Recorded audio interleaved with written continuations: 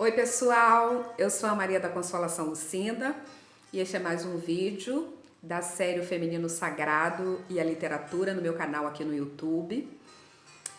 Quero continuar estimulando, convidando quem ainda não se inscreveu a se inscrever, agradecer aquelas pessoas queridas que se inscreveram e me mandaram lá uma notinha dizendo: olha, me inscrevi no seu canal, os vídeos estão legais, e deram sugestões. Uma das sugestões, por exemplo, tem a ver com o olhar. Gente, como a maioria de vocês o tempo todo me vê de óculos, não percebe, mas eu sou estrábica. Então não é que eu não olho não, eu estou olhando rigorosamente para o ponto da câmera.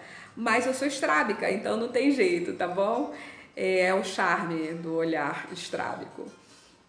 Bom, hoje eu trago aqui uma companhia de peso e eu vou falar hoje tanto do livro como do trecho que eu selecionei para compartilhar com vocês, que foi uma leitura, que foi uma experiência muito forte, marcante, que eu tive em 2016. Na verdade, ela não se resume, ela tem várias conexões, vários pontos de conexão com outras histórias, com outras experiências que eu vivia, né, nos últimos 5, 6 anos. Mas esse livro, ele realmente apresenta assim na narrativa, né, que ele traz algumas conexões interessantes com a minha trajetória. Estou falando de Um Defeito de Cor, de Ana Maria Gonçalves. Eu li esse livro, comecei a ler e li no mês de agosto de 2016, eu já o conhecia, mas ainda não tinha tido o ânimo de comprá-lo. E enfim, porque eu estava circulando para lá e para cá, carregar, eu não sabia como é que ia ser. Mas em 2016 essa oportunidade aconteceu. Eu estava voltando, ia passar durante um mês e um pouco. Na verdade, passei 2 meses no Rio e estava voltando de São Luís no início de julho e soube em São Paulo, estava fazendo conexão em São Paulo, que uma de minhas tias tinha falecido, a única irmã viva ainda do meu pai.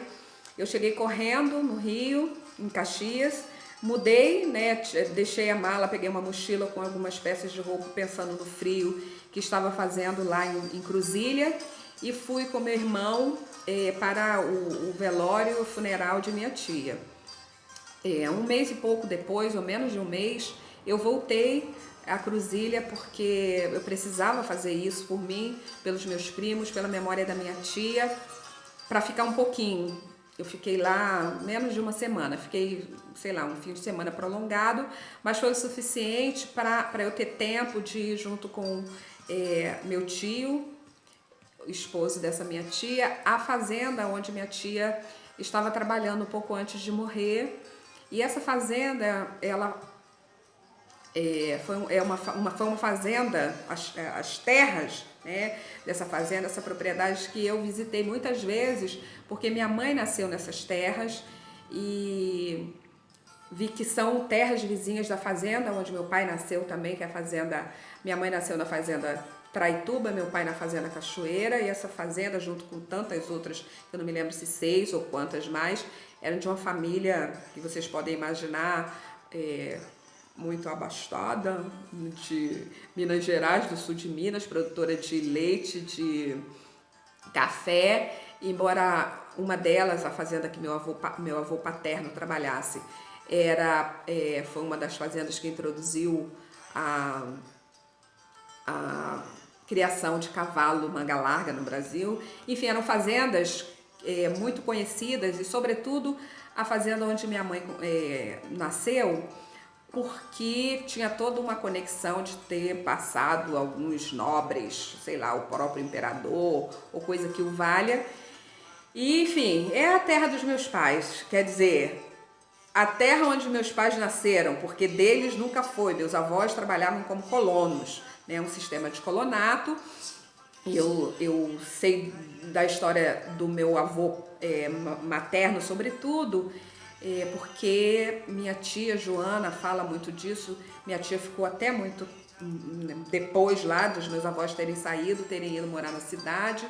Meus primos, muitos dos meus primos que nasceram em Minas Gerais, viveram, né, ainda trabalharam nessas terras que não eram terras, né, próprias. O sistema era um sistema, como eu disse, de produção nas terras do dono, e depois pagava-se em forma do que tinha sido produzido ali, né, cultivado ali nas terras.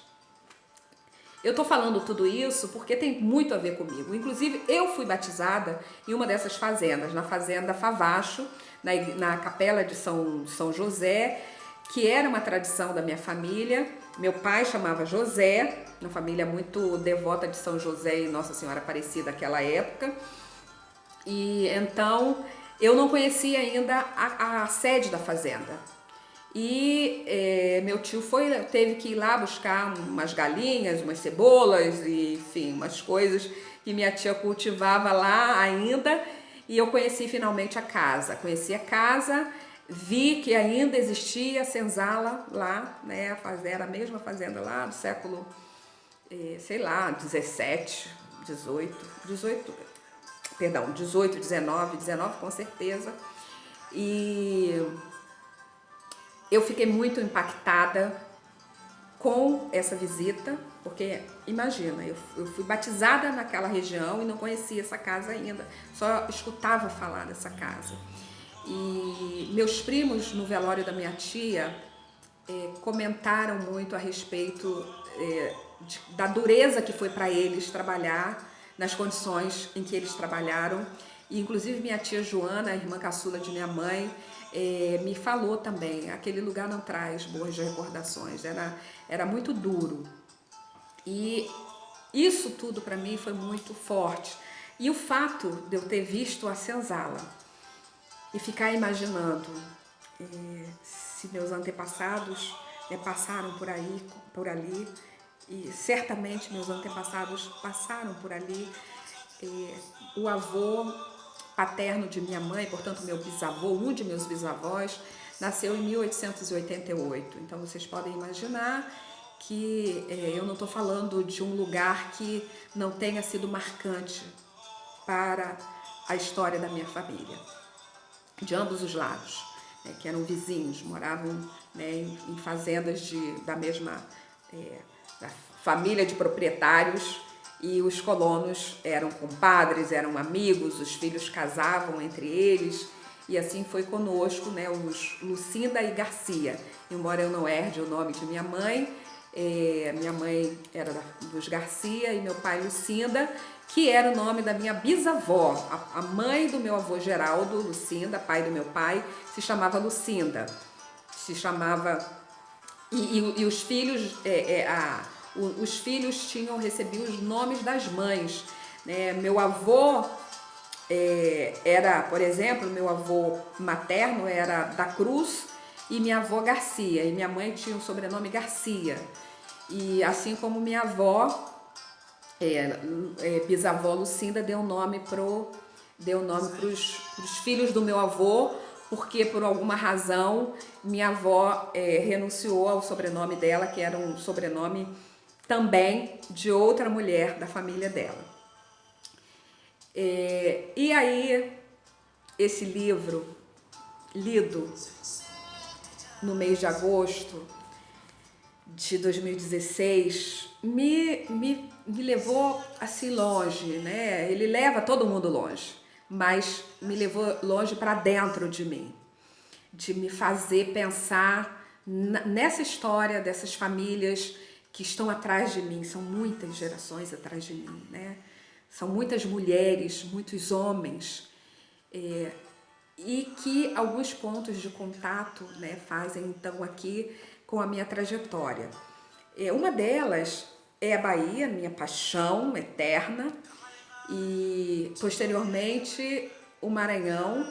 E um dos lugares que Ana Maria traz aqui na sua narrativa, ao apresentar, né, a jornada de Queinde, é a Casa das Minas, que é uma casa de culto aos voduns em São Luís, que obviamente eu conheci, estive lá algumas vezes, e casa que, né, o tempo todo assim vem, né, na minha recordação, na minha memória do Maranhão, porque eram lugares que eu me sentia muito em casa,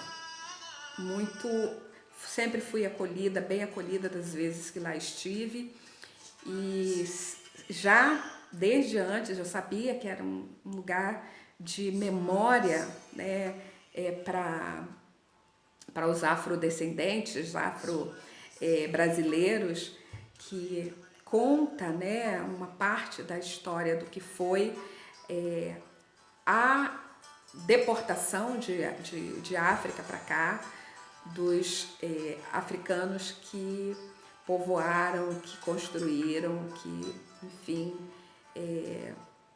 se tornaram, né, parte da história da formação desse país. E o que eu vou trazer hoje está mais referido à Bahia do que ao Maranhão, e na sequência eu digo a vocês por quê. É um trecho pequeno que eu vou ler, porque imagina um livro de 947 páginas, como é selecionar, o fluxo da leitura é muito, assim, não dá para fazer cortes muito abruptos, então eu consegui um trecho que me permite uma leitura para trazer o que efetivamente eu vivi relacionado com o que o trecho vai dizer. Vamos lá então, a leitura. A festa de Cachoeira foi uma cerimônia simples, com quase tudo o que foi dito sobre a da capital, mas sem a presença dos padres ou de outros homens. Compareceram mais convidados e éramos umas 70 mulheres na adoração, na procissão que caminhou por todo o quintal, no coro dos benditos e na mesa dos quitutes. Mas nem assim foi uma festa menos bonita que a de São Salvador, por causa da verdadeira devoção das irmãs e da alegria com que faziam aquela homenagem.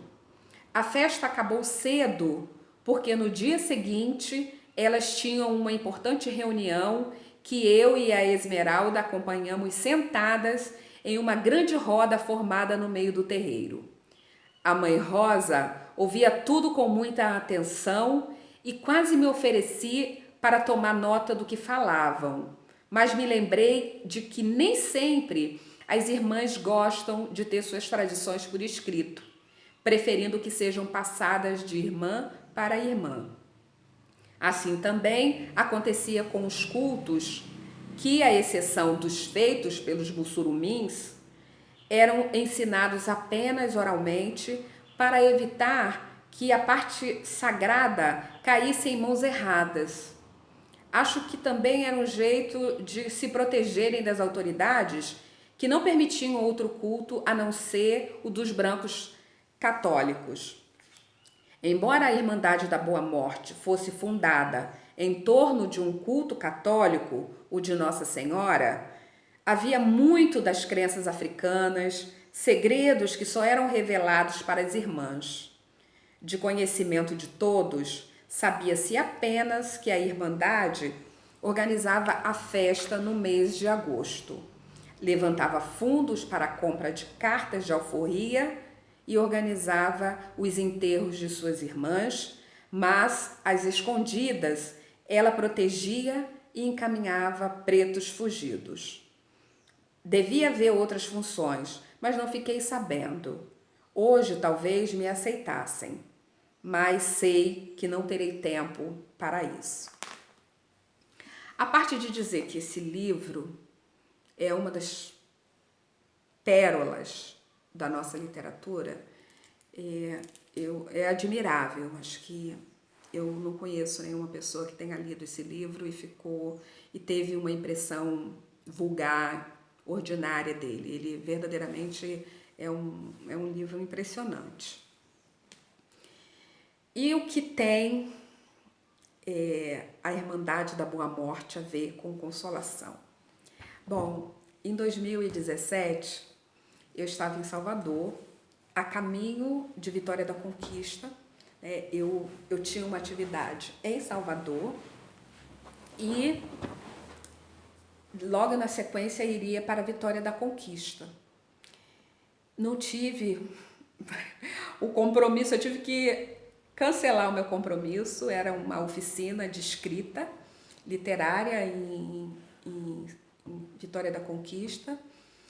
Eu pedi desculpas às duas professoras que fariam a oficina e não fui para a festa da Boa Morte, com Rosana Pereira Lima, uma amiga que mora em Feira de Santana.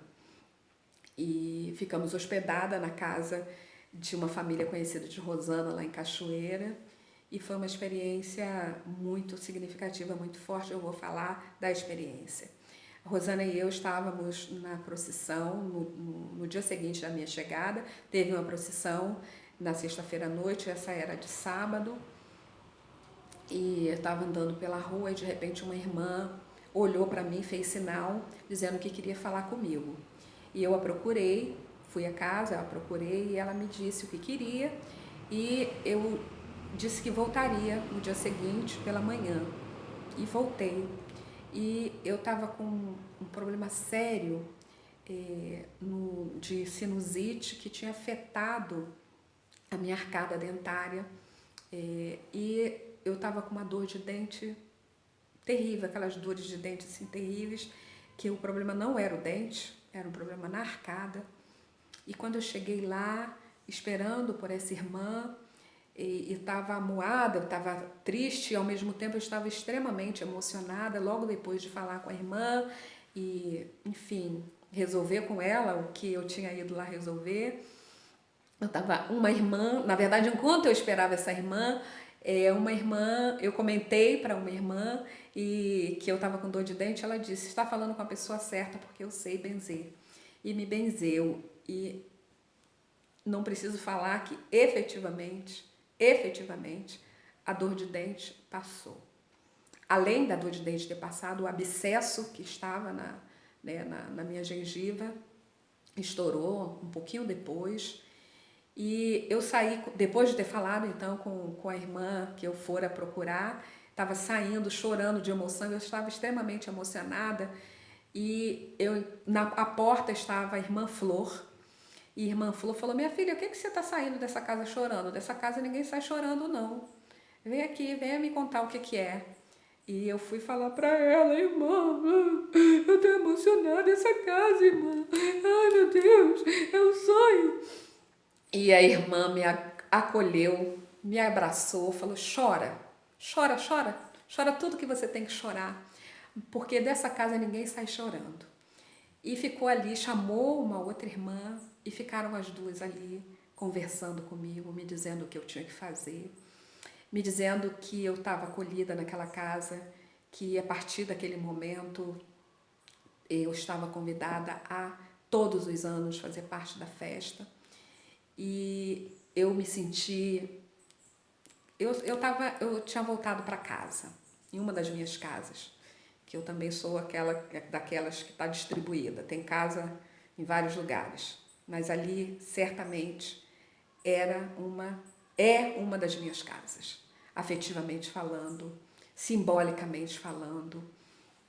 E eu teria voltado em 2018, mas por uma razão maior eu não pude ir. Eu tinha bilhete comprado, eu tinha já pousada para ficar, paga já, mas seu Israel de Oliveira, marido de mãe Lourdes, de um dos terreiros que eu pesquisei em Valença, do Centro Espírita Pai Tobias e Vovó Catarina, justamente faleceu naquele momento.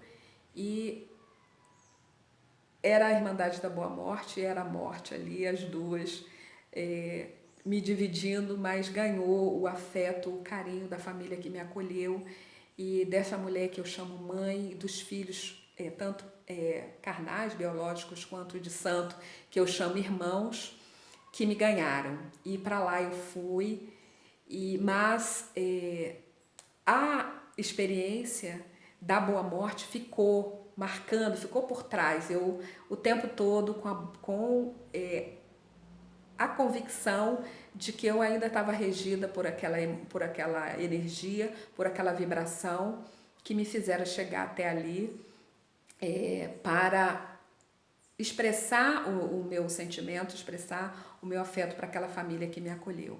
Então, um defeito de cor, para vocês verem, esse vai ser o vídeo mais longo da série. Um defeito de cor evoca tudo isso para mim que eu disse, né? Seja o falecimento de minha tia Eva e toda a história da minha família, seja o falecimento do Ogã, da casa do Centro Espírita Pai Tobias e Vovó Catarina, que me acolheu e que me trata como filha, que é uma das minhas casas também.